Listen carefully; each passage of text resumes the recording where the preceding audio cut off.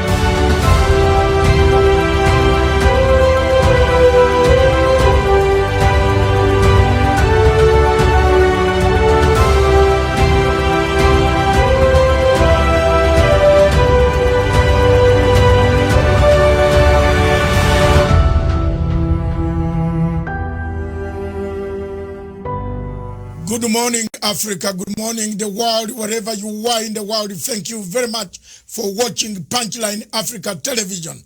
This is the only television in the world, in Africa, in sub-Saharan Africa, that talks about Africa. What ails Africa? What kills Africa? Where are we? Why are we the continent with perennial conflicts? Why are our people abusing human rights? Why are people being killed? Why is there Boko Haram? Why is there Al-Shabaab? Why is there a war in northern Mozambique?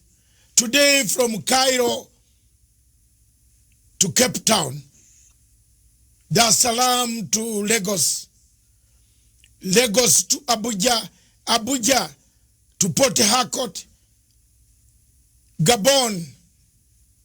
Today from Maputo to Rwanda, Kinshasa, Accra, Tripoli. What is happening in Tripoli makes Africa look a very bad continent. My show this morning is a simple show. I'm going to see what we can do for Africa. I have stood firm for the last 5 years. I've stood firm on this television station, stood by the people of Biafra.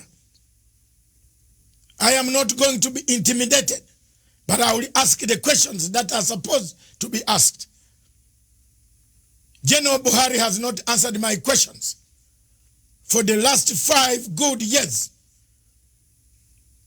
I have sent messages for them to answer why people in that great nation of Africa, with a population of 220 million people, why are people dying? Why are human rights abuses taking place? Why are tribes, the Fulani killing the Igbo, Christians being killed by Islamists, Boko Haram taking people, killing people day and night, abducting young girls who should be in school? I want General Buhari. I am also a general. I left the army with a rank lower than yours, but in the rank of a brigadier general by rebel activities that I've conducted worldwide to struggle, the struggle for my country. We shook hands and we left. But I want to ask a question. Why have you left Nigeria to collapse, an economic big hub for the people of Africa? We look at you with the huge population, and you are there as a president, claiming to be a president. That you have no moral authority. You promised people in your first term, General Buhari, that you will finish Boko Haram in 100 days. Are you part of Boko Haram? These are the questions that I want to put across. Our television station wants people to understand why Nigeria is collapsing, why Nigeria is disintegrating. Is there a state called Nigeria anymore? Because I don't see it. It has fallen to bandits, hostage takers, kidnappers, Boko Haram, people coming, corruption, people coming in the southeast, killing people. The people of Onitsha. I have a friend in Onitsha who always documents everything. And by the way, Buhari, I'm also an international lawyer. I'm waiting for Fatou Bensouda to leave the scene. If they have spared you there, I'm going to take you there. I have a right as a citizen, as a member of the United Nations, as a member of International Criminal Court. My country has signed a signatory to ICC. I'll deliver you there. It doesn't need a Nigerian to deliver you in the ICC. So take notes on this show and understand we are not joking. You might joke with Nigerians whom you cut their limbs off every day. But some of us are going to take serious international channels to make sure that you land in, whether you wait as a president today or a former president, you will be answerable to the atrocities that you have committed against the people of Nigeria and the Biafran people. Thank you very much. My guest today in the studio, whom I'm interviewing, this is the general headquarters of Punchline Africa Television. We want to take the opportunity to thank the government of Republic of Kenya, the East African community, the African continent, for listening to our plea, giving us the freedom to discuss issues that destroy Africa. We have no regrets for stating statements truthfully what is going on in Africa. The truth is that there is no Nigeria anymore.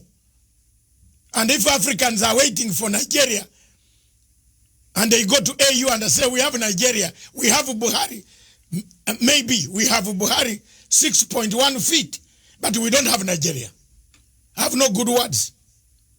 His Excellency, President Buhari, has to pull up his socks. We are crying for the Nigerians, for the state of Nigeria. It is collapsing. The killings, the murder, the rape, the defilement, the destruction of property, the slaughter of youth, because of one thing they ask for, freedom to express themselves, is what makes me very upset. But let me cool down and I come to my guest. My guest today is Mr. Mazi Nnamdi Kanu, the leader of indigenous people of Biafra. Welcome to the show, Mr. Nnamdi Kanu. Thank you. Thank you very much, sir, and thank you for having me on your wonderful program today. It's an honor I've been looking forward to for a very long time. For very many years we've been watching you, and I'm glad to be here today. Thank you very much. Today we are honored, and we want to start off by giving you a chance for us to know you, because many of my people in Kenya, and as you are aware, Kenya is a member, is the chairperson of Africa Peace Security Council. The authorities in this country, Kenya, are watching. They want to know the difficulties that you have. Two, Kenya also has a lot of Nigerian refugees who have come to Kenya to apply for asylum, especially from the southeast of the Biafran area. They are here. And we should not keep quiet and tell lies. There are many here. They want to know in East Africa, in Uganda, in Tanzania, in Zimbabwe. I've found very many of them. Zimbabwe has given them a lot of asylum. We want to know you. Who are you, sir? I am Mazi Nnamdi Kanu, the leader of the Indigenous People of Biafra, IPOB. I represent every aspiration and hope that over 70 million people harbor all over the world. Our job is to restore Biafra in peace and not in pieces by seeking a very simple route via a UN-supervised referendum or plebiscite, as the case may be. We are here to restore our land to the way it was before the white man came. What we are doing is nothing against Nigeria per se. What we are trying to say is Nigeria as presently constituted is not working, and we are doing all we can to try to raise the levels of human development, of our understanding, education, health sector, the economy, and all the rest of it. If we continue to remain in Nigeria, not just are we going to suffer, but the whole continent of Africa is going to suffer as a result, as a consequence of the ineptitude, the corruption, the backwardness, the retrogressive mindset of the people who are presently in charge of that very place. Initially, most people tend to see us as not being Pan-African enough. I am a Pan-Africanist. I believe in the unity of the African states. My preference will be for Africa to have one nation, one government, one people, even one language if it is possible. I am a subscriber to the very fine influence of Kiswahili amongst the people of East Africa. And I wouldn't mind if that were to be the lingua franca for sub-Saharan Africa. I don't mind at all. But we must face reality and we must face facts. We as Africans are tribal by nature. We are ethnic by nature. That is why every Christmas, every Easter, every celebration that we have, we go back to where we come from. We go to our villages. We go to our town. That is who we are. And we're not going to deny that. What we are trying to do is to reassert who we are before the white man came and destroyed every vestige of honor and dignity that we once had. And in Biafra, we are going to restore that. And from Biafra, the rest of Black Africa will also be free. Thank you very much. Thank you very much for explaining the position of Pan-Africanism. Because critics talk about, as much as we are Pan-African station, we always talk about Pan-African unity. But I've argued my case before the AU, and they said, you cannot talk of Pan-African unity. One part of Africa is bleeding. How that cannot be. In Nigeria, there's one part bleeding. In Gabon, Cameroon, there's one part bleeding. We can't talk about Pan-African and leave people who are bleeding. I am happy that you have touched the word Pan-Africanism. Many Africans, including your former leaders, have said Nigeria needs rearrangement. I picked something from you. I want to see this rearrangement. What is this? Babangida, former President Babangida said Nigeria needs a rearrangement. Yes. Because it can't work anymore. The marriage cannot work. It is true that the marriage cannot work. It is true that the people, the Igbo, are discriminated. When they go to Abuja, they are told go home. Where yet the home is Nigeria. Abuja is Nigeria. I've done investigative work undercover, and I've discovered all these things I'm not being told by you. But I've been with my Nigerian people who have actually ended up being discriminated in their own country. So given this scenario, I want to find out from you, from what perspective do you think Africa should come in, the whole of Africa should come in to bring the plight of the Biafran people, the indigenous people, whom you have been fighting for? How do we come in as Pan-Africans? How you can come in is by doing what very courageous leaders in Africa did in relation to the case of South Sudan. Because in the case of Nigeria, the center can no longer hold. Everyone knows, the whole world is aware of the fact that we are ideologically, psychologically, culturally, religiously, and socially diverse. There is no meeting point. It's a very good thing that you talked about East Africa, for instance. In East Africa, there is some semblance of cohesion because Kiswahili is the lingua franca. Perhaps somebody from Uganda may understand somebody, or should I say some people from Tanzania. Some Tanzanians may be able to understand somebody, let's say, from Rwanda, because they speak the same language, they have the same understanding. So that is a basis for building something called a national cohesion. In the case of Nigeria, that is conspicuously absent. It doesn't exist. Now, the fact of the matter is this.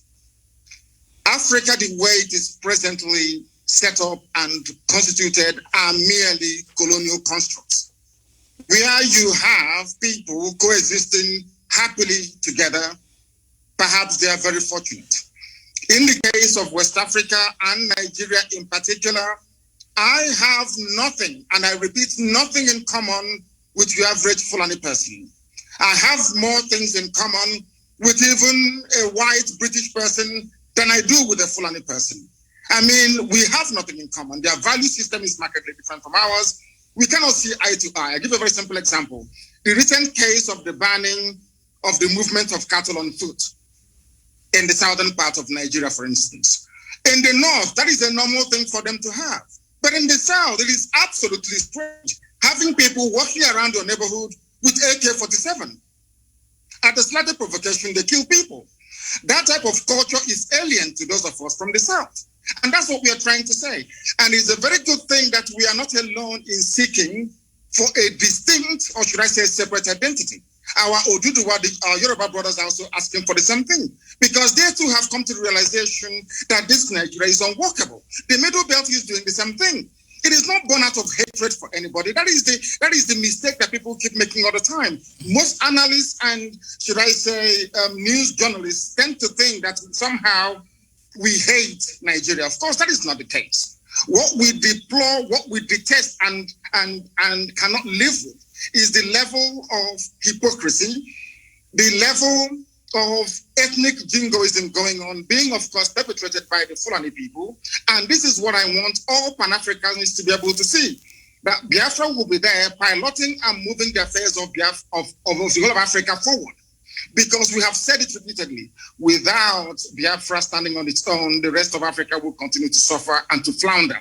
And for us to be able to get to where we are supposed to be to, there has to be a very comprehensive and holistic rearrangement of the present state of Nigeria. You are well aware. I ask you to go and read at the comments and statements coming from Katina Lang, the British High Commissioner to Nigeria, for the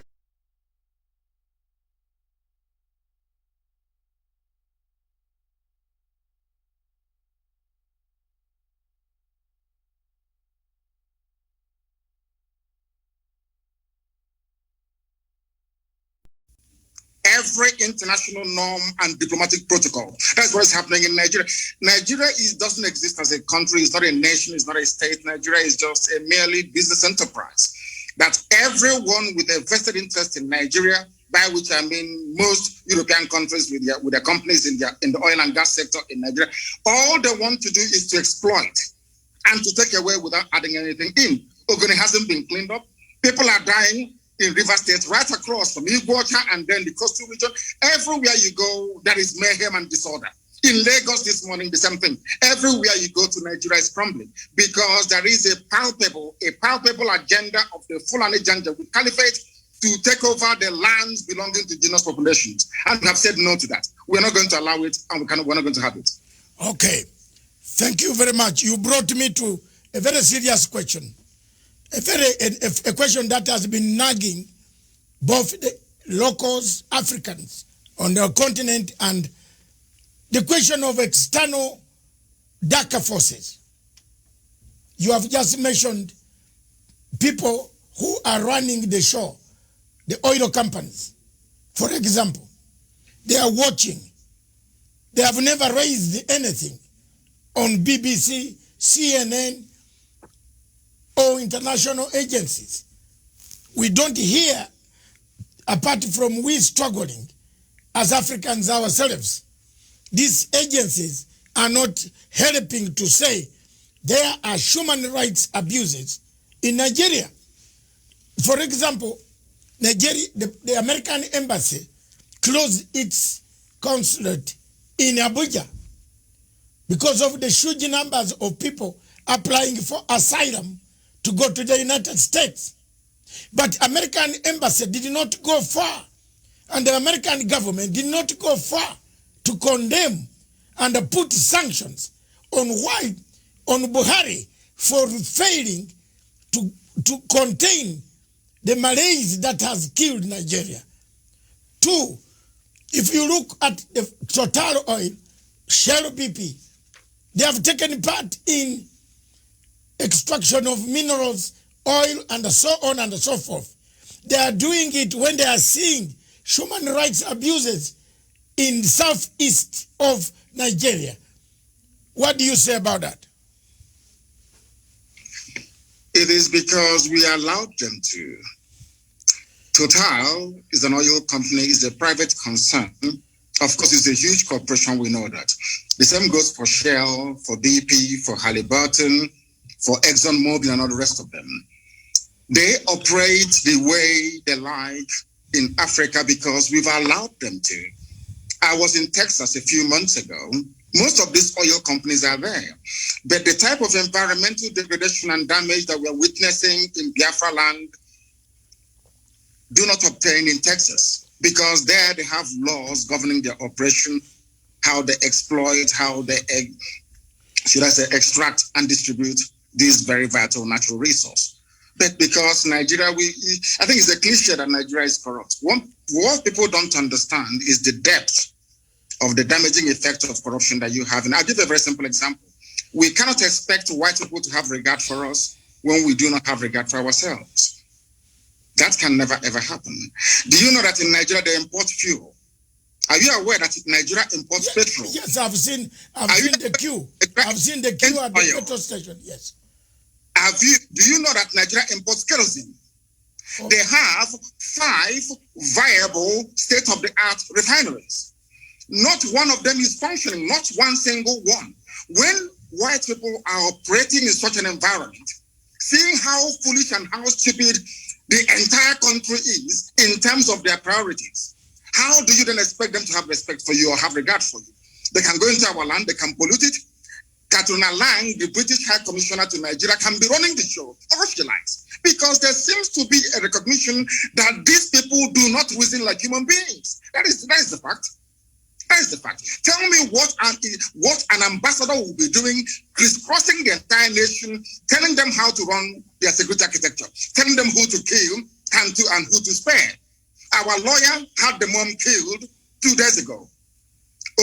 Barrister Okorafor, the mother was assassinated only 2 days ago. All because he was exposing what the army is doing to innocent people. That tells you all you need to know about Nigeria. Nigeria is an albatross around the neck of Africa. Nigeria is the only country in Africa actually dragging Black Africa backwards because of their ineptitude, because of their criminal mindset, and because of the drive of the Fulani to dip the Quran in the Atlantic Ocean. That is the problem. There is nothing wrong with Islam, don't get me wrong. There are some very wrong interpretations of the religion of Muhammad that the Fulanis are using as the driving factor in their push to take over the land belonging to the indigenous people all across Nigeria. They've done the same thing to a relative extent in the Middle Belt. They took a chunk of Yoruba land in Ilorin, where they have an emirate today. The same thing they're trying to do in our land, and we said no to it. And the whole world is there. The US mission is in Nigeria. The UK is in Nigeria. EU is in Nigeria. The UN is in Nigeria. And there is wholesale murder and slaughter of people going on in Biafra as I speak to you right now. this very minute. The same people they claim they know where Boko Haram is from where they launched the attack. The same country is openly supporting ISIS in West Africa. Go to the newspaper pages yesterday, you will see it there. Nigeria government actually supporting ISIS to take over the terror franchise from Boko Haram. They're not hiding it anymore. There's a terrorist who is there as a minister. Now tell me which country in the world will allow a terror sympathizer to be a minister of state only in Nigeria? How can such a country be allowed to exist? Because of what some corrupt people are gaining in America, because of what some corrupt individuals are gaining from Europe, because of the corrupt tendencies of Catherine Lang, who is the UK High Commissioner to Nigeria. That is what is happening to us. And because we have no reason up to challenge this very orthodoxy of repression and oppression, that is why that woman keeps gallivanting all over the place, deciding who should live and who should be killed. It is not the fault of Total, not the fault of Shell, not the fault of Mobile. We allowed them, we created the environment to allow them to be so corrupt that now they're controlling our lives. And that is what Biafra will be to an end. I did not say that Biafra will stop the business of Total. I never said I will not do business with Shell. No, not at all. But it has to be business between two human beings, not a set of human beings and one set of animals. Thank you very much for that question. Let me come back to the question of referendum. You parted the ways, and most of us have parted the ways with Buhari about the referendum. The people of Biafra have said, and the entire Nigeria, not only Biafra, most people that I meet or whom I've met, including Obasanjo, several times I've confronted Obasanjo.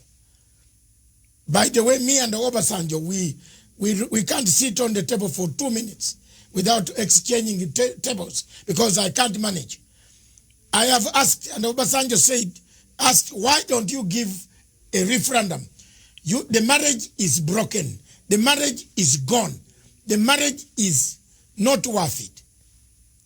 Do you think the referendum issue now can help to stabilize Nigeria?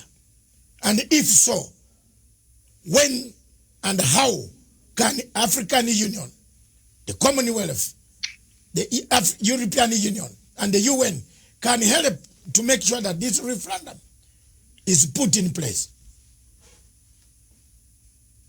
The only way to go is a referendum, because I am a Democrat at heart. I believe that the democratic will of the people must be expressed at all times, and that is the basic governing principle of any viable society. I am an advocate of referendum, and the sooner they conduct it, the better. It's been muted in the past through their so-called rejigging of their constitution, through their so-called sovereign national conference, which has been coming on and off from time to time. Any new arrangement that seeks to keep Nigeria together as one must be subject to the will of the people. So either way, a referendum is going to come anyway. It may be delayed, but it is ultimately going to come. Now, one thing you must understand is this. There are very corrupt countries around the world. Maybe on the surface of it, they're not corrupt. But they have very corrupt operators that will prefer Nigeria to remain in the very hopeless state that it is in at the moment. Nigeria is in a very hopeless state. A lot of people are making money by virtue of the corrupt nature of Nigeria. Do you know that Shell BP can sell 1 million barrels of crude oil in a day and only report that they only sold 100? Do you know there is no meter?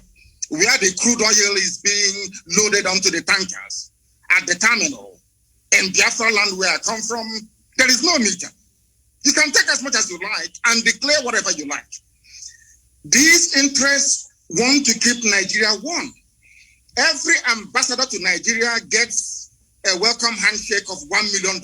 Once you're posted to Nigeria from a well-to-do country, so to speak, the ambassador is bribed immediately there and then. That is how you start your work. You will not believe what I'm about to tell you. Do you know that the U.S. ambassador to Nigeria organized, or should I say convinced the Biden administration to allow the U.S. military to come for an exercise in the Gulf of Guinea in order to checkmate Biafra and Ambazonia, freedom fighters? The same people did not go to the north. where they have Boko Haram, where they have ISIS, where they have Ansaru, where they have Fulani headsmen terrorists. People tormenting, killing, raping, kidnapping, and pillaging on every blessed day they do this. Do you know that it is not the recommendation of the U.S. ambassador to Nigeria that U.S. must commit their troops to the north? But they are in the Gulf of Guinea, exercising, saying that we're there to fight crime both on land and on sea. But there is no crime going on. The places where the crimes are going on are all in the Sharia north. And I want to bring you back to this idea of referendum once again. Do you know that the Northerners, the Fulani people, they agitated for Sharia in the 12 northern Fulani-controlled states of Nigeria, excluding Middle Belt? Do you know that your good friend, as you are saying, Obasanjo, gave it to them? It's not my no referendum. They're your good friend because I hate him more than you do. Okay. The man is a joke. Let me tell you this. Do you know that the Fulanis campaigned, including Buhari, of course, the late one who is in Saudi Arabia somewhere in a shallow grave? Do you know that these people campaigned for Sharia to be introduced in Fulani-controlled northern states? I think about 12 or 13 states. There was no hoo-ha. Nobody opposed them. In other words, the Fulanis themselves have divided Nigeria into two by virtue of their insistence on having Sharia. That is why today the Chief Justice of Nigeria is a Sharia lawyer, not a secular lawyer, not a secular judge, a Sharia court judge elevated to the position of the Chief Justice of a secular federation. Now you tell me. Your Excellency, Nnamdi Kanu, is this the man, the Chief Justice, who said his papers were eaten by termites? That's correct, yes. It's him. Oh my God. That's the type of yes, continue. It's him. He is a Sharia court. He's an alkali in a Sharia court. But today, he is the Chief Justice of a secular state practicing common law. How do you expect us to accept such nonsense? Who in their right mind will live under such condition? Who in their right mind will? That is what we want Africans to understand. It's not that we hate anybody. We are Pan-Africanists. I want one Africa. I want one united Africa. But an Africa found on the basis of justice, fairness, equity, and progress. Not one found on retrogression, on backwardness, on corruption, on stealing, and on looting. That tells you all you need to know about Nigeria. Can you tell me why they're deploying troops to Biafra at the moment? Killing people every blessed day. The same people drafting or asking their troops to be deployed to Biafra land, they know where Boko Haram are. They know where to find ISIS in the north. But they will not go and confront them. It's only to come to the east to kill people because we are peaceful. Such injustice we are no longer prepared to tolerate. And that is why, referendum or no referendum, we are going. We are going. It's as simple as that. Thank you very much, Your Excellency Nnamdi Kanu. Let me bring you back to 1966. Several constitutions had been negotiated, but none addressed the fundamental question of social justice, differences, political tensions, economic marginalization, competition, ethnic imbalances.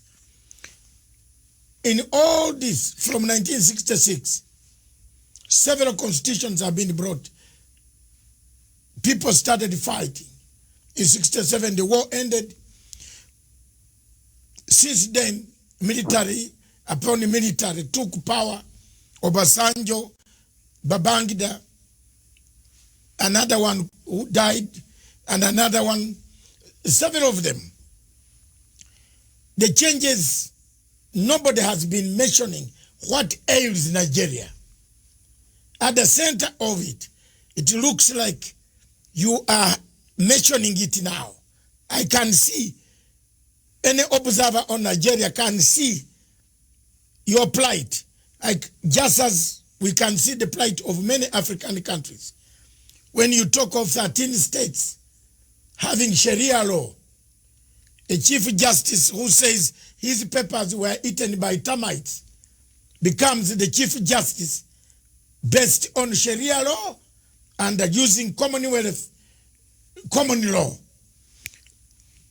Now, should the changes be made and should the adjustment be made, is there any hope that Nigeria remains alone? This is a question from a very senior head of state in Africa. He has asked me just now, I should put it to you. He's from southern part of Africa. Can Nigeria remain together in case these are addressed? Yes, sir. It is up to the people of Nigeria to decide if they want to be together or not. During a referendum or a plebiscite, I'm only entitled to just one vote. Only one vote. It is now left for the people to decide what to do. That is why we said to Nigeria, we don't want to break away unilaterally. We want it to be done with the consent of the people. And during the early life of this APC terrorist regime in Nigeria, they did actually mute the idea. They discussed it among themselves that whatever new arrangement is being proposed must be subject to the will of the people. I will say to that question, let the people decide. Anything they decide, I'll go with it. Anything that people come together to decide, this is what we want to do, I will submit myself to because I am a Democrat. What I'm trying to say is that the present condition of Nigeria is no longer tenable. It is no longer tenable. It cannot be tolerated any longer. And that's why we're doing what we can legally and legitimately to bring it to an end. Okay. Let's come to African Union. President Uhuru Kenyatta is the chairperson of Africa, or Kenya is the chairperson of African Union Peace Security Council. He sits, is the chairperson of all peace and security arrangement in Africa. He is also a member of United Nations Security Council, representing Sub-Saharan Africa. He has huge numbers of Nigerians seeking asylum every day in Kenya, Uganda, Tanzania. What do you want him to hear? What do you want him to hear now? What message do you give to them, to the AU, that the situation is not as they think, so that people can wake up and help you? What I want President Uhuru Kenyatta to understand is this.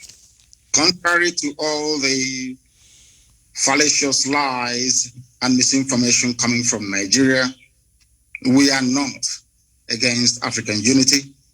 We want Africa to prosper. And what is happening from what you've said, what they're experiencing now in Kenya and in other East African countries in terms of the huge numbers of people seeking refugee status and asylum, is indicative of the decay and the death that Nigeria is going through at the moment. And unless they step in now to do the right thing, believe you me, they will get millions upon millions of people asking for asylum in their countries in no distant future. Let it not be said that the disintegration of Nigeria will somehow bring an end to Africa's cohesion and unity. It is a lie. It's a lie. It will strengthen it. Nigeria is the country dragging Africa backwards, being purportedly the most populous nation, black nation in the world, with vast reserves of oil and gas in my land in Biafra. A lot has been expected of Nigeria over the years, but each time they have failed. If you go to a place like Rwanda that I'm sure you have been to, if you go to Kigali and see what Paul Kagame has been able to do with meager resources that they have, I am sure the same transformation is taking place all across Ethiopia, taking place all across Kenya. You can see viability of economic life and prospect. None of that exists in Nigeria. They only sell crude oil and they import everything, including refined petrol as well. What I want African leaders to understand today is this, that Nigeria is the problem of Africa. If you terminate Nigeria, it's like a cancer growing somewhere on the body of Africa. Once you get rid of Nigeria, believe you me, Africa will spring to life. Let them not be deceived.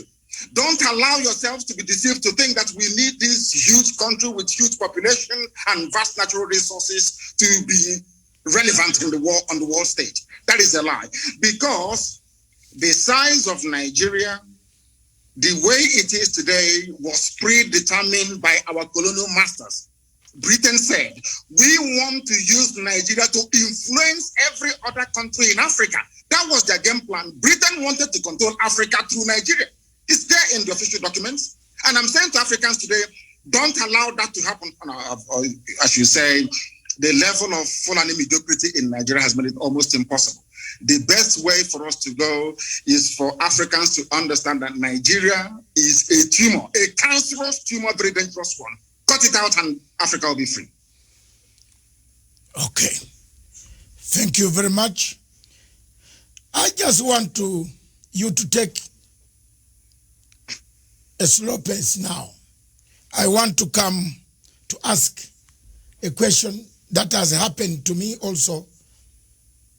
We seem to be swimming in the same field. That's why you see we are the same. The loss of your parents. You did not attend. I also did not attend the death of my father. I have never buried him. I am in the same category like you. I want us to go slow and say, you were not allowed to attend to bury your parents. How did you handle this? I know I am slightly older than you in years. I have handled. Are you sure? Yes, I am. Are you sure? I'm 65. My goodness, you look very young. Yes, I'm 65. And that's very good. I have, when I lost my parents, I was also in exile in Britain, and I could not bury them. How did you yourself handle this matter, and how do you encourage others? There are millions of refugees on the African continent, in South Sudan. Some of them don't know where their parents are. But the people have gone to make political leadership, but they have forgotten accountability. That's why South Sudan peace process is collapsing, because there's no accountability. So how did you handle that? And did it encourage you and give you resolve to keep pushing for a better Nigeria or a better Biafra? Please. It keeps me pushing for a better society for everybody. Everybody, not just within Biafra or within the wider Nigeria, but across Africa as a whole. Because what concerns one black person actually should concern another black person as well. I put my parents' murder by the Nigerian state into context. The only thing that matters to me is the freedom for Biafra, of which I am prepared to pay whatever price that God requires of me to pay in order to ensure that Biafrans are set free. That was how I managed to, should I say, compartmentalize that very grief at that moment in time. And I might also add that my mother-in-law is dead as a result of the same thing. 2 days ago, one of our lead attorneys, they actually threw a hand grenade into the mother's car and killed her and burnt her body only 2 days ago. I see these things as necessary sacrifice that we must go through in order to restore Biafra, that is essentially the kingdom of God upon the face of this very earth. For that, we are prepared to pay whatever price that we are called upon to pay to ensure that the people of Biafra and every other ethnic group being oppressed in Nigeria and wider Africa is set free. That's my mindset. And that was how I dealt with it. As horrible as it was that I couldn't attend as the first child and as the first son, my father's burial, my mother's burial, but I see them as being very essential sacrifices that one has to make in order to ensure that these people are set free. Thank you very much. I am also the first son, so maybe that's why I started fighting for the Biafran people. Let me come back, take you back to the question of Boko Haram. Yes. You mentioned one point which is very clear. Security agencies across Africa would like to know what ails. Why is Buhari? By the way, is Buhari, or we have a problem here? Because a human being should understand that people are dying. The army, Nigeria has a huge army. Is the army a coward? Are they cowards? Do they protect who? Are they protecting the territory of Nigeria? How does the army allow people to come and kidnap citizens, take them, then in piecemeal release them 2, 3, 4 back? Who are these? Is it an internal collaboration between the army, Buhari, and his generals? Who is commanding this army? Surely the army that cannot even rescue 5 students from girls who have been abducted. What type of army is this? Is there a bigger thing than Boko Haram? I have been requested by another reader from Tanzania to say, why is this Boko Haram menace never cleared? Why is Nigeria not asking for external help to come in to help them? Is it because they want it themselves? Please shed some light to our viewers. I want Africans to understand one fact today. The entire terror architecture in Nigeria is hinged on the political aspirations and hegemonic tendencies of only one tribe, the Fulani. We have no issues with the Hausa, the Bachama people, and all the rest of them. It is the Fulani. And this game plan has been in existence for a very, very long time, nearly 200 years ago. And they must execute it. I want Africans to understand that only the Fulani tribe alone financed and sponsored almost 6 terror groups exclusively by themselves. Before Buhari came into power in 2015, he said, at the height of the insurgency, an attack against Boko Haram is an attack against the North. I will leave that to one side. I want your viewers to understand something today, which previously maybe they may not have been aware of.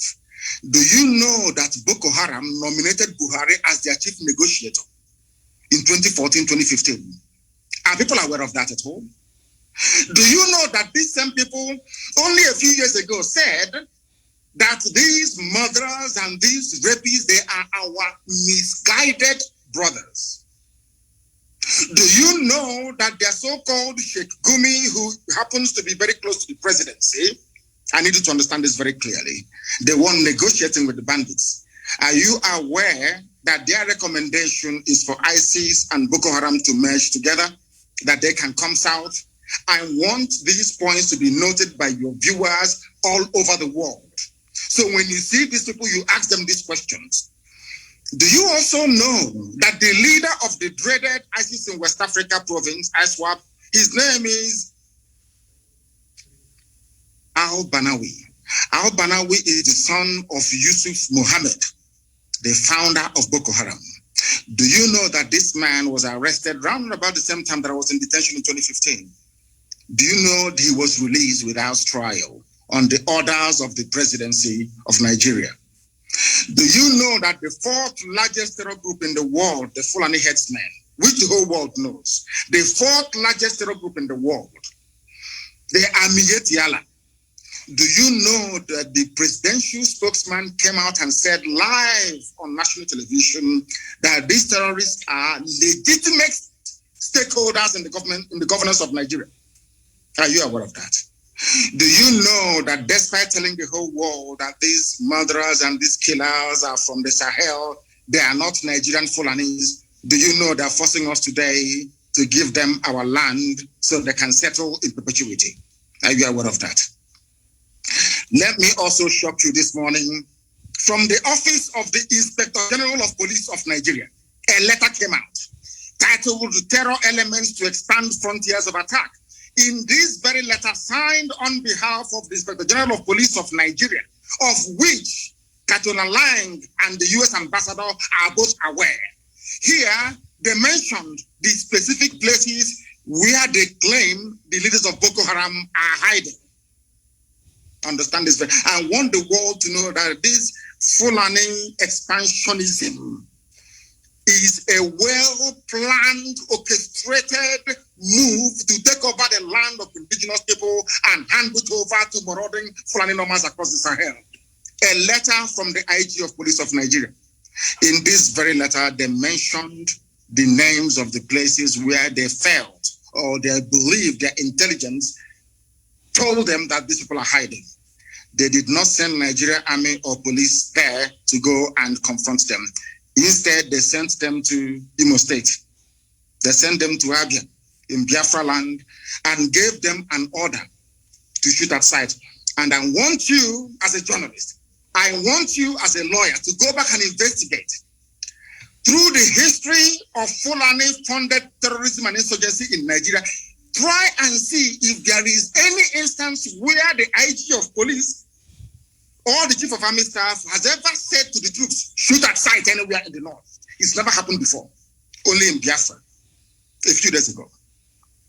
That is to tell you that this is a well-planned pincer movement, basically from the east and from the west, in order to try to take over the geopolitical space of Nigeria for Fulanis across the Sahel. These are the things you need to ask yourself this question. You've been talking about Boko Haram, ISIS, all these murderers all over the place. Ask yourself this question.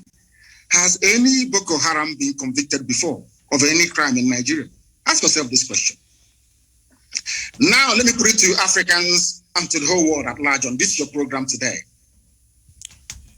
I know that a while back, Al-Shabaab attacked a few shopping malls in Kenya. Is that correct? Yes. Now, maybe you live in Kenya. You are now residing in Kenya. Is that correct? Yes. Don't worry. Yes. I am here. Now, how do you think Kenyans will feel if President Uhuru Kenyatta were to grant some kind of amnesty to Al-Shabaab to now say, Al-Shabaab, you know what? Come and become part of Kenyan army. How would you feel? I think the Kenyans will go to the streets. The Kenyans will catch the Al-Shabaab and will roast them on the streets. Now, let me tell you this. This is something that Africans don't know. Yes. Do you know that Nigerian army being sent to Biafra land today contains elements of Boko Haram and ISIS in it? Yes. Because they are now part and parcel. I've seen the reports, yes. Now, let me ask you this question. When people say we shouldn't fight the army or their police, how do we know who they sent to us? How can you distinguish between a terrorist in army uniform and a serving patriot in Nigerian army? That's the question I'm asking the whole world to answer. How do we know? They incorporated terrorists into their security architecture. How do we know who is who? Okay. How? How? Thank you very much, Your Excellency. Let's just take a short break and take water because it is hot in here. And I think wherever you are is also hot. It is, yes. The interview is fantastic. It has generated one of the huge numbers in the history of Pan-Africanism and this television station. So let me take some water. You take some water. We resume in 2 minutes. Okay. 2 minutes. Okay, sir. On that question Thank and you. the world, how do you differentiate between Boko Haram and Nigerian army? Simple question. When Boko Haram has been inscripted, that's better English, Yeah. inscripted in Nigerian army to come and kill the people of the Southeast. That is the question on the table. When we return, this is Matsanga Africa Perspective. In Matsanga Africa Perspective, we look for hot spots. One of the hot spots is Nigeria. Is Nigeria disintegrating? Is Nigeria fragmenting to pieces? Is there leadership in Nigeria? Is General Buhari the general we saw 10 years ago? Oh, this is a different person. How can a leader allow his people to die? How can you inscript a Boko Haram to be a minister in your own government? Oh my God. Is there something wrong? A country that we all looked at as a country, the big giant of Africa. We saw everything in Nigeria. Now it looks like what my good writer, the man who wrote the things fall apart, Chinua Achebe, was right. The center cannot hold anymore. This state is going. Don't go away. Just we are returning. This is a fantastic show from Punchline Africa Television. We are interviewing His Excellency Nnamdi Kanu, the leader of IPOB, Indigenous People of Biafra. Thank you.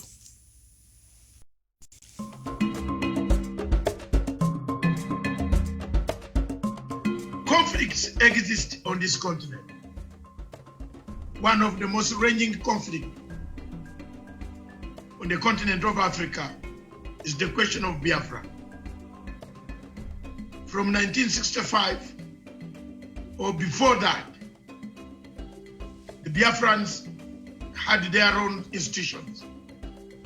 Before the colonial master arrived, they have agitated themselves, they have told the world they want fair treatment in a nation called Nigeria. Successive regimes have always trampled upon the rights of the people of Biafra, destroyed them, killed their younger men, assassinated many, deported many, excluded many, forceful deportation out of your own country. Time has come for the new generation in 2020, 2021, 2022, for people to sit down to find an everlasting solution to the conflict that is around that region. President Buhari promised us that he will finish in 100 days, the first term of office. Boko Haram will be dead. Today is finishing his second term. Boko Haram is even more vibrant than his own shoes. We have landed in very serious murky waters that the people of Nigeria don't know which direction they are going. The people of Nigeria, a big country with a big population, an economic hub of West Africa and Africa, with the biggest reserves of oil, still lingers in poverty. The poverty and the rich gaps in Nigeria are wider than the distance between Mars and Earth. What can we do for our countries in Africa? How do we unite? For us, our role is to speak, to defend the voiceless, to chart our way forward, to find a solution. The only way solution can be got on the Biafran issue is a referendum, which Buhari and the government president have refused. But sincerely speaking, Nigeria needs rearrangement. If that rearrangement does not come today, tomorrow, or the other day, one day it is going to explode. People can be pushed, but they cannot be pushed beyond what Biafrans have been pushed. The suffering is too much. Pictures that I cannot show on this television.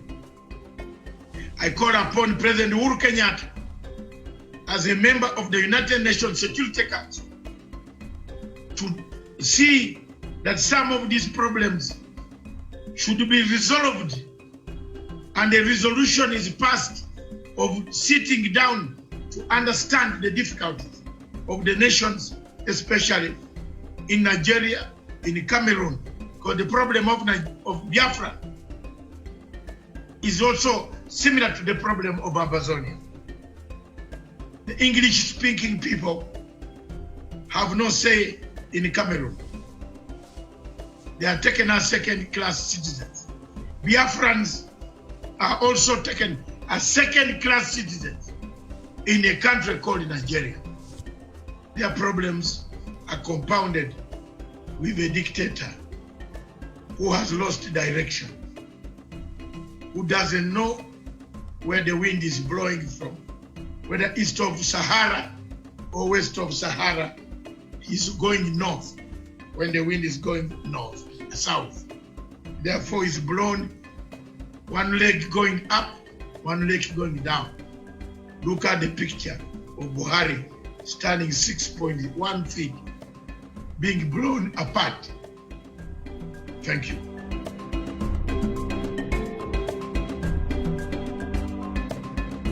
Back to Punchline Africa Television.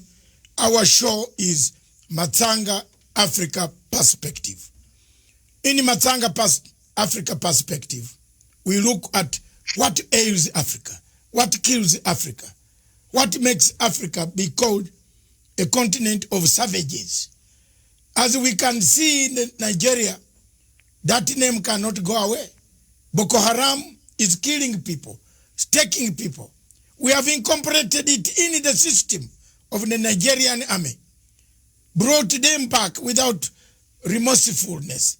They have not done any reconciliation. And they are then being hired to destroy and kill other people. We have invited, and we shall invite more people to talk about this. We shall invite any other person who wants to discuss the issue why Nigeria is collapsing. A state the center cannot hold anymore. With us in the studio and away taking questions from us is none other than the leader of IPOB, Indigenous People of Biafra, His Excellency Mazi Nnamdi Kanu. Welcome back, sir. One question. Thank you very much. One question. Yes. After after the break. We had to go for some water because it was becoming hot here. To hear that Boko Haram is part and parcel of the government of Nigeria. It is something that has sunk my heart. I don't know. But I am very shocked. Let me come to this. There is a feeling that time has come. And I will keep on going back to this question. That the United Nations, the 5 permanent members, are part and parcel of our problem. Now, because you can't exclude any, China is already in Nigeria also. Russia is in Nigeria. America has been there. Britain is there. France, through Total Oil, their presence is there. And a candid question comes. We touched it, then we went away. But it is coming back from the questions I've read during the break. Someone from South Africa is asking, surely, do these permanent members of the United Nations have eyes? Do they see? Because there are some clips here which I don't want to show you on this TV. They are very bad as far as the killings of the youth in southeast in Biafra. The killings, the slaughter, the torture by the army, by Nigerian army. How they tie youths on their Land Rovers and roll them around the villages. I get these pictures every day from Onitsha. These are not photoshopped. These are real things happening in Nigeria. So someone has asked, does the United Nations Permanent 5 have eyes or not? What would you say to them now, today? As we find... I believe that. Yeah. Go on. They have eyes, but for some reason they have decided not to see the evil happening to Biafra. And this is what I want Africans to actually digest. Africans must ask themselves this question. Why is there this global conspiracy against Biafra?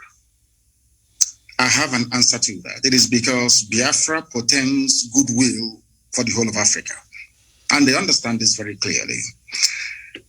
We cannot be blaming the Permanent 5 of the UN because we are the ones that created the enabling environment for them to come in, to exploit and to do whatever thing that they want to do. I was having a very serious discussion with somebody and I said to them, do you think that the world prefers this very exploitative relationship that they have with the very corrupt, subsequent corrupt regimes that you have in Nigeria? The person said yes, and I said no. The answer is no. USA is more concerned about trade with Japan and EU more than they will with Nigeria. Because in all these economies, people want where they can ship their goods and services to be purchased. They needed to have the spending power. That was the reason behind the USA helping Germany to stand on its feet after the Second World War. The reconstruction of Europe by the US government was driven by economic self-preservation. People would want an Africa that is viable, an Africa that will be like the Southeast Asia, where high goods and services can be traded with ease. Not this very almost primitive, exploitative relationship that they have in places like Nigeria. I don't blame China. I don't even blame Britain. I don't blame Halliburton, USA. I don't blame Ajib of Italy. I don't blame Shell of Netherlands. I don't blame any of these people. We are the ones that allowed them to come to exploit us. So we cannot blame them. See, in life, when you allow yourself to become a victim and you keep playing the victim card all the time, you go into, your mindset will go into a very vicious cycle of this victimhood and you can never come out of it. And I'm saying to Black African people all over the world, if you believe in the equality of every man born, if you believe that all men were created equal by God, then anything white people can do, so also can you do it. If we cannot do what Europeans can do, what Americans can do, what South Americans can do, what Asians can do, we cannot lay any claim at all to human equality. It is our fault, not the fault of the Permanent 5. I go back to what I said before. It was these same people that gave oil and gas concessions to the United Kingdom. That was why they prosecuted the Biafran War for them. It wasn't a white man. These were black people. Gowon is a black man. It was Gowon that said no to restructuring. Obasanjo fought on the side of the colonial masters. That is the history of Africa. Joining your oppressors to defeat your own people. That's exactly what is playing out in Nigeria. Nothing more, nothing less. I cannot possibly apportion blame to anybody whatsoever. We should be blaming ourselves because in Africa, we tend to blame other people all the time, whereas the fault lies with us. The fault is ours. I remember one thing that the Chinese government said in 1999 when they took back Hong Kong. Chinese government said the 100 years of shame has come to an end. They never blamed anybody. They never blamed the British. They blamed themselves for losing Hong Kong in the first place to the British. And that is how real men should be able to appraise their condition. That we are poor, we are ravaged by poverty, disease, ignorance, and backwardness in Africa is our fault. Not the fault of the Europeans. If we decide to rise up tomorrow to say enough is enough, believe you me, we can transform Africa within only 2 years. After all, Paul Kagame is doing something in Kigali. Why can't we replicate it everywhere else? We must learn to put our people first. When a head of state gets up in the morning and buys a property in Europe, what do you expect? That means you don't love your people. When he gets up in the morning and decides to buy a private jet, that means he doesn't love his people. And these are clear facts. I cannot blame anybody for our plight. I blame ourselves for it. And that is why we are rising up. And I want to make this thing categorically clear so that the whole world can understand me. It doesn't matter what they do. It doesn't matter what the greatest powers on this earth does in relation to Nigeria. Biafra is going to be free, or we all die in the process. I swear to God Almighty in heaven. Death is better than what we are passing through right now in that zoo called Nigeria. And we must be free. I said must. We are not begging anybody for it. It's about, before the white man came, there was Biafra. Before Britain was created, Biafra existed for over 5,000 years before the formation of Britain. How did they decide where I should live? How did they decide which identity I should have? How can a white man come from Europe and decide to call me a Nigerian? What is the meaning of Nigeria? Nobody knows. We must go back to who we are. Be proud of who we are. I am a proud Biafran. I can never be a proud Nigerian because the name Nigeria has no meaning. No meaning whatsoever. Not even in Swahili, it has no meaning. How can a white man come and create a country for me in Africa and I be holding their flag running up and down saying this is my country? Who said so? Can I go to Europe and create a country in Europe for them? On what basis is our argument of human equality when Europeans can come to Africa and create countries? We cannot go to Europe to create countries. How can that be equality? Oh. That is why racist towards us. And that is why we must rise up now, not tomorrow, to support Biafra. Biafra is the beginning of the true emancipation of Black people. Ask Julius Nyerere and he will tell you. Thank you. Julius Nyerere, indeed. In 1967, the late Julius Nyerere was the first man with Dr. Milton Obote. That's why I, on this microphone, I still carry the flag of Dr. Milton Obote. They are the first countries in Africa to recognize Biafra. So in case people are asking why we have interest in Biafra, I follow both the leaders because I have lived in Tanzania and I'm a Ugandan. And I live in Kenya. I live in Europe. I'm a global citizen. I follow Pan-Africanism. Indeed, one other question before I bring this to your side, you address your people, and then we make it, call it a day. We have covered most of the things. Some of them you will bring them in your own address, which you will be given a chance to do so in 15 minutes also. There are so many ways, constitutional ways, of struggling for freedom. I believe you know where I'm going now. Yes. We have tried. For over 10 years you have tried. You have done so well. You have awoken the people and said, wake up. We are being slashed one by one. Buhari has allowed people to buy daggers. You know, I saw my investigative journalist came across 100,000 daggers. How do you buy daggers for who? You import daggers. Are there so many cows to slaughter in that place? I looked at it, I said, these are daggers to come and kill other people. If the constitutional route of referendum fails, what other constitutional means would you use? We insist on constitutionality. Yes. And we are going to have it.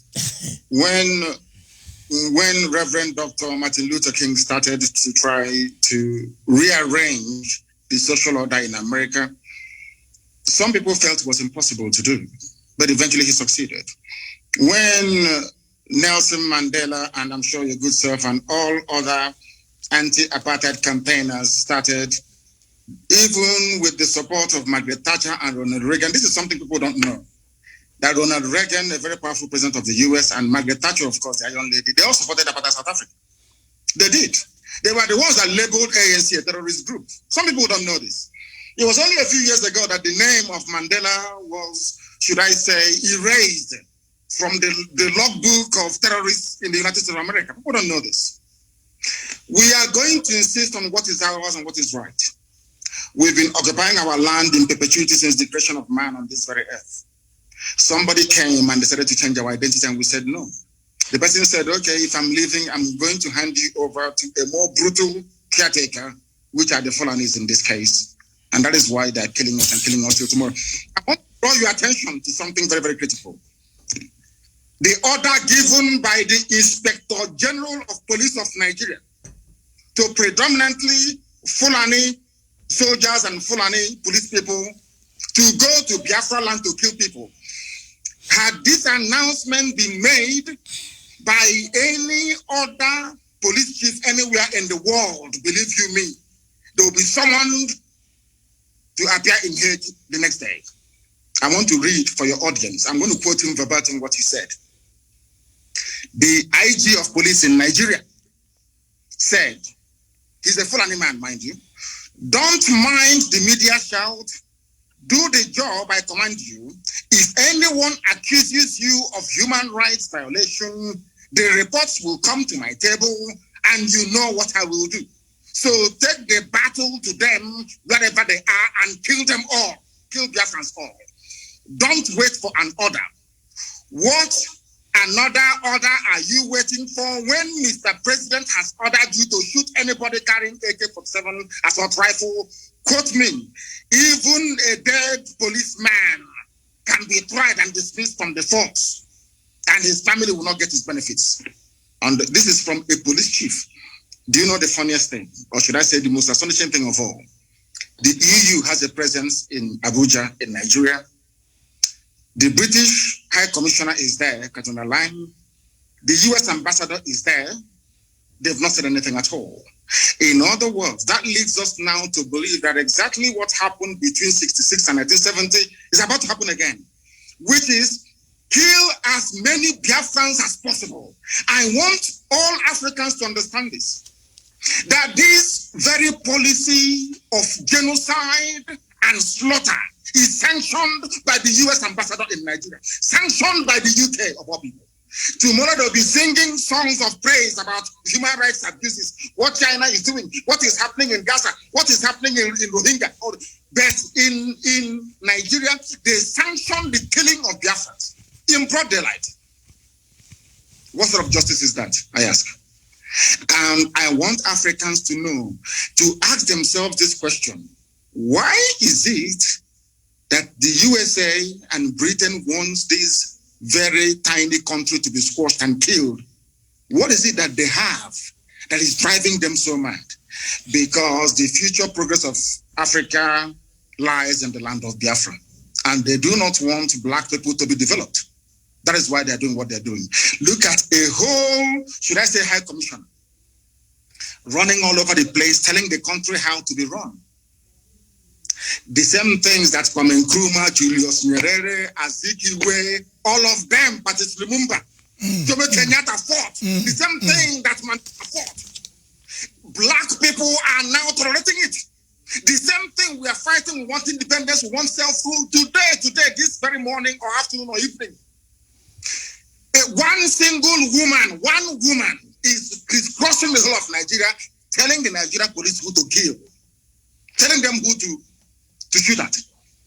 Now tell me how I can be in a country where the chief of police have targeted my people for extermination and the whole world is quiet. Tomorrow they'll start blaming us for one thing or the other. But we're not backing down because Biafra is coming, and I assure you no Jupiter can stop it. Thank you. Thank you very much. I just want to ask my final question. what does the future look like for Biafra? I'm interested in that. What does the future? Because let me come first. I've struggled for Sudan. My television and my TV struggled for Gambia. You remember you were listening to me when Yaya Jammeh switched off all television stations in Gambia. I took my satellite quietly in Gambia. And Yaya, with all the army, could not know that I was broadcasting from his own place. I took my satellite phone and we did help to liberate Gambia. I'm proud that South Sudan today, I played a part to call Dr. Riek Machar. You know, at the time the people, Your Excellency Nnamdi Kanu, think that when you interview a man who has a different opinion from the government, you are giving them platform. Yes. We must hear when we talk, then violence will stop. If we keep quiet, then we shall perpetuate violence. So we should keep on talking. And I picked up a phone called Riek Machar in South Africa, where he had been put under house arrest. I shouted on this television to IGAD and the AU. I made a noise to the British and the Commonwealth office. I said, how do you lock a person who should be negotiating peace in South Sudan? Took about 2 months, 3 months. Riek was set free, was told you can now start the negotiations. Everything I've touched on African continent in my 65 years, I've resolved. I resolved a big, huge conflict in Uganda. I think you already know. Between the Lord Resistance Army and the President Museveni. People feared to go to the bush to look for this man, younger man called Kony. Very young, still 40-something. I went. I said, you are killing people. People want you to talk. And we have come here. If you want to kill us, you can also kill us. I'm a determined man. I want you to paint for us a picture of a Biafra that does not look Savimbi way. You know where I'm coming from. You have read the Savimbi history. I do. We give him everything, then he turns up, he misuses, he lets us down. Sudan, South Sudan, look, we give them time. Riek comes back, they fight again over power. I have been there for Cameroon, the Amazonian people. I'm bringing them again. Now they have several factions. You don't know whom to call. One calls you, don't call that one, don't call this one. That, you see, these are things that worry me in Africa. Paint for me the picture of a Biafra you want. Yeah. Whether today, tomorrow, whether you are there or not there, whether I'm there or not there, we want to see the picture of a Biafra. I love the people of Biafra myself. I love them with the bottom of my heart. From the bottom of my heart, I love them. I don't care about Buhari, what he can say. Whether we meet at the AU, I will point fingers at him. I will. It is coronavirus that has made us not meet now. But if AU was meeting in Nigeria, I would wrestle him. I don't care. Because this is something that is paining the people of Africa. And you can't wear long kanzu, this long clothes, and come there to impress us with your perfume when people are dying. Therefore, I want you to paint for me a picture of a Biafra. What type of Biafra do you want? The type of Biafra I want is the Biafra of my ancestors, the land of the free, where people are allowed to pursue their daily endeavors without interference from any higher authority, where individual and collective autonomy of every component, ethnic, nationality within Biafra will be guaranteed, not just by law, but by virtue of our existence as dignified human beings.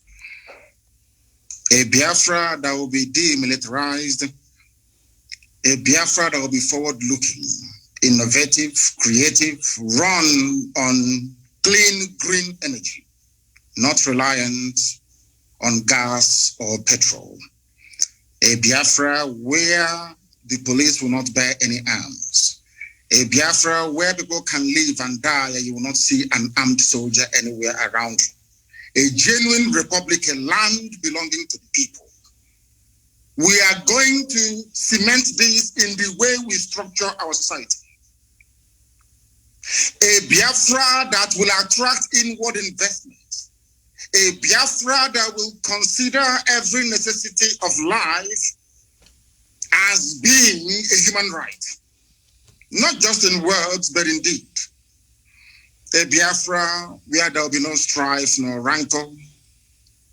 A Biafra where all men and women will be equal, regardless of their religion, their sex, their creed, their orientation. A Biafra that will maintain open borders to every black soul on the face of this very earth. I do admit that geographically, in terms of landmass, we may not be that huge.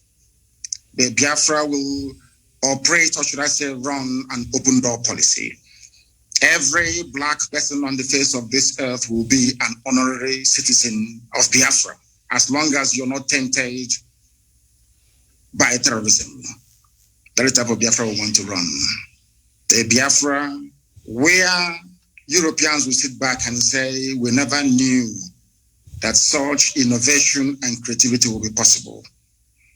A Biafra that, should I say, the likes of Rwanda is a forerunner to, because today they are doing very well as well. That is the type of nation we are going to build. A truly democratic nation, not through the force of arms, but through dialogue and negotiations at all times. Nobody is going to lord it over anybody else. My ancestors never did. That is why we remain the only people not to conquer any other piece of territory, and nobody conquered us until the white man came and our temple fell in 1904. That is the land we're going to go back to. A Biafra of very many nations, a Biafra of autonomous nations within, governing themselves according to their own rules, where nobody will sit at the helm of power and dictate for others what to do. And we are going to accomplish it by the grace of God Almighty in heaven. Now, I know that constant references are being made to Southern Sudan. But I want to let people understand that even after the USA became free from British colonial rule, they also went through a very bitter civil war. And that did not stop them today from becoming preeminent in every sphere of human endeavor, militarily, economically, socially, in every way. So I do believe very strongly that Southern Sudan will rise up to be strong once again. All these are teething problems. You also mentioned the issue of factionalism. It is when people put the interest of themselves and their controllers well and above that of those that they are serving. That is why I said, and I have said this repeatedly, I will never ever lead Biafra politically. Once Biafra is restored, my job is done. I want to be able to prove to our people what sacrifice means, so that those who will come after us will know how to treat our people with respect and with dignity. The thing about Africa is somebody gets into power and they want to stay there forever and ever, see if there is something in it. The little work that I'm doing for Biafran people is very tiring, very, very stressful. Sometimes I don't even know how these presidents manage to sleep. Maybe they don't love their people that much. If you love your people, you cannot sleep at night. Any president in Africa who's not suffering from high blood pressure, you're not sick. That means you're doing something wrong. You're not doing what you're supposed to do. If you're concerned about your people, then I expect you to be very ill at all times. So that is the type of Biafra that we need. That's the type of Biafra we're going to have. A type of Biafra where the wealth, well-being of Sub-Saharan Africa flows from. And I can assure you we are going to deliver it. We will deliver it. The Pan-Africanism that we talk about is going to start from Biafra, because mind you, I did not say that we're just going to have Biafra and then we shut up all the borders. No. What we want to do is to return to our organic political cultural arrangement. Should Biafrans wake up the next day to say, oh, we want to be the same country with Oduduwa, all well and good. Should Biafrans wake up and say, oh, we want to expand into Amazonia, all well and good. As long as you take the consent of the people with you, this nonsense that the Europeans did in Africa, we want to reverse it. That God Almighty heaven may look down and be very proud to say that at last, I have people who are after my heart. And that's what we intend to do with Biafra. Thank you very much. Thank you very much. Viewers, we seem to have covered most of the areas. It is the first time and it's not going to be the last time. Until we liberate, until we achieve the objectives, the aims, the vision of a better people on the African continent. His Excellency Mazi Nnamdi Kanu will return at one time to give us his other views. By then messages, today the leaders in Africa watching, for your information, I linked this to South African President Ramaphosa. I linked this to, of course, the president here. His handlers are watching. President Emerson Mnangagwa, Office of Foreign Affairs, and his President's Office, they are watching. Several SADC members and several African, Your Excellency, the Pan-African President in Kampala, President Yoweri Gakuta Museveni, he has added another name, which is very complicated. He's watching. He's interested in the Pan-African views. They are watching. They watched. But I want now to calm down and slow down and give you a chance. Give you another 5 to 6, 10 minutes. Enjoy them. Tell your people the message. Send it to them. Millions of them, millions and millions of them. As we talk in Onitsha, in Abra, in all those places, in all those states in Southeast, those who are suffering under the heavy, disguised Boko Haram terrorists who have invaded, they are embedded in Nigerian army, coming to kill people. Give them hope. Give them hope that salvation is on the way. Give them hope that tomorrow will be a better tomorrow. Give them hope that Africa is aware. Give them hope that the world is not doing nothing. What we have done today has enlightened so many people, so many countries, countries that have Nigerian refugees who are fleeing because Nigeria is disintegrating. They are benefiting from this program. And it affects the security of the entire Africa. This floor is yours. Take it away. Thank you. Thank you. Thank you for having me on this program. I've been a very big fan of yours for very many years. And I have studied you extensively.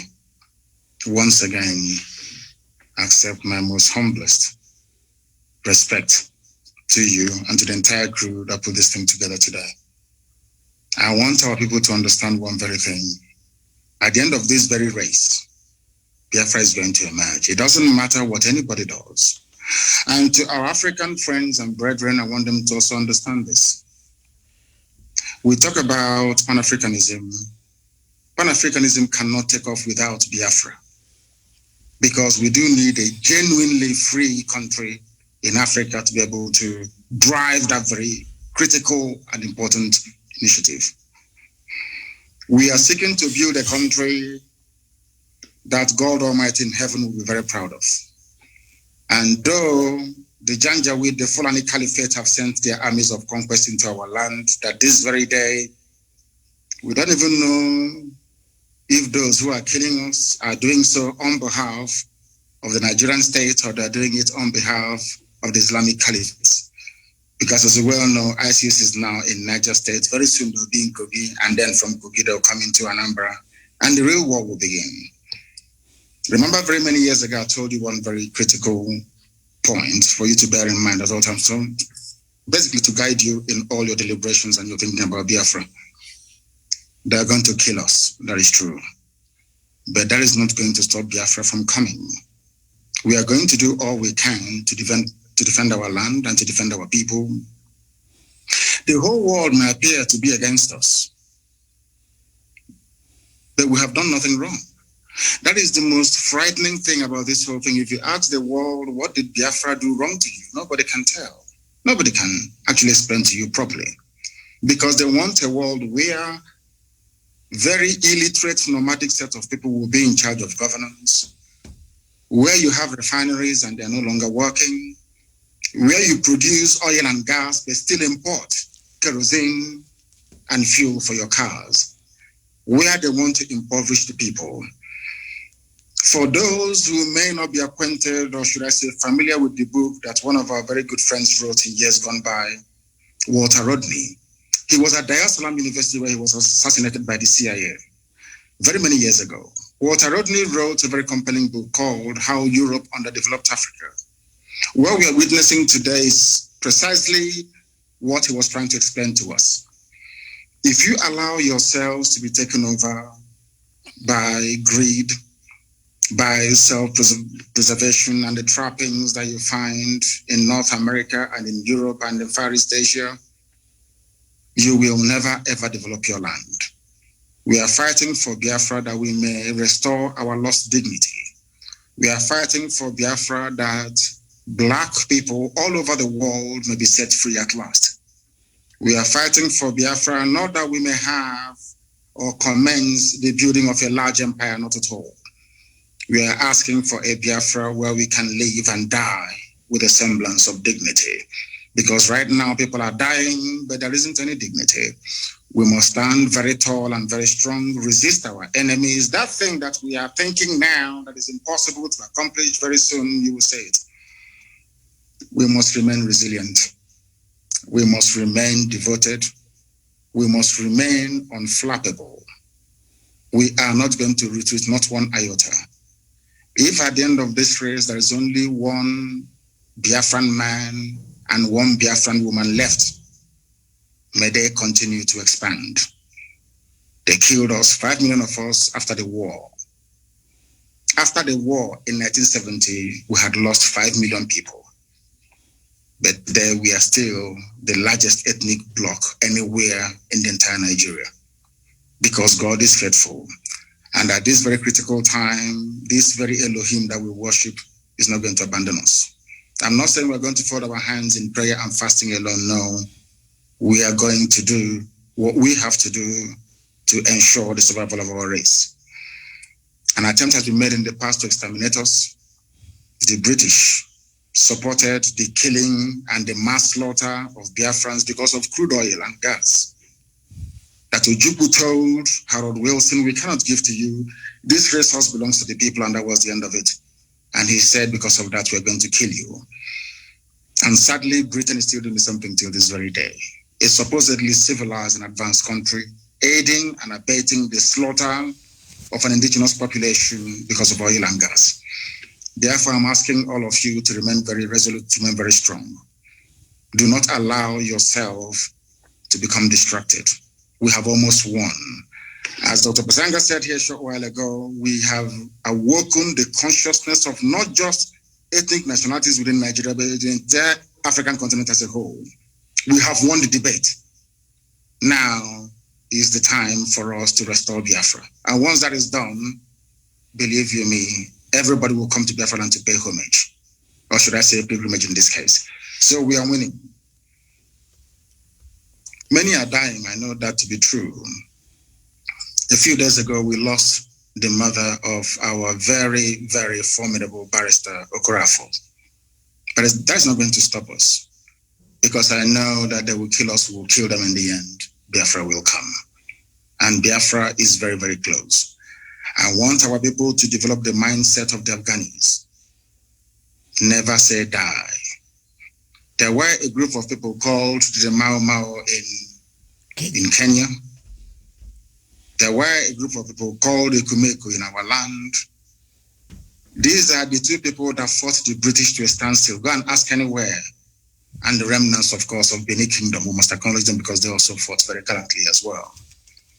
We did not fight because we didn't like the Bible that the white man brought to us or the whiskey that accompanied it. We fought because we are free people. The time has come for us to restore the kingdom of heaven upon the face of this earth. The time has come for Biafra to be reestablished. The time has come for Black Africa to be free. The time has come for every Black person, regardless of where you are in the world, to stand tall and to say, I am an African. Remain very strong, remain very resolute, and may Chukwu Kikabiyama be with you all. Thank you. Thank you very much. Thank you, sir.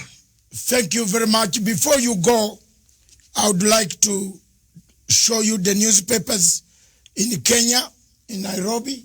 You are very far. You must be missing some of these papers. The Standard. Can we, production team? I'm on the ground now. The Standard newspaper in Kenya. The headline here is not on the Biafra, where we still have. The only problem in Kenya, we don't have a crisis of dividing a nation. We have the Standard newspaper said, who failed Uhuru? The blame game. That's the headline. But one key thing that stands out in the newspapers, why we are struggling to put Africa in order, is His Excellency President Uhuru Muigai Kenyatta last night opened one of the biggest ports in Africa. You talked of Nigeria having oil, but it doesn't have even petrol at a petrol station. Jesus Christ. Terrible. But President Uhuru Kenyatta, while yesterday opening the the port in Lamu, he said this port will connect the east to the west, east to the north, east to the south. That is the thing that we have here now in Africa, in East Africa. We want to thank President Uhuru Kenyatta again for putting infrastructure for people to get in a car and take 10 days and arrive in Anambra. Is it Anambra? Yes. That's right. Yes, that's right. That's yes. what we want. I have been sent so many messages from Dubai. People saying in Anambra, they are married there. Kenyans, Nigerians have married a lot of our people from East Africa. And I hope one day for us, my children, also one of them, my daughters, is married to an Igbo person from Onitsha. Wonderful. We know how to take care of our wives. We are united. Another newspaper says good things about Africa. The Lamu Port roars to life with the president is good. You can see it. Yes. That's it. And another good thing in Africa, I'm looking for Africa stories. For your information, I am a Liverpool supporter for 43 years. Like myself. Or I don't know. My God. Thank you very much. It looks like we are all Liverpool here, but the others don't get worried. We are now struggling to liberate Africa. Don't forget your local team in Biafra, and don't forget absolutely. Rangers Football Club is my first love, and Liverpool is the sidekick. My My first team in Uganda is Villa Football Club. Villa, then my team in Kenya is AFC Leopards. Then my team in the world is Barcelona. Wonderful. I die with the people of Cantona. I like Cantona. And you can now guess why I like Biafra. Yes, of course. So thank you very much. Thank you very much. For having me.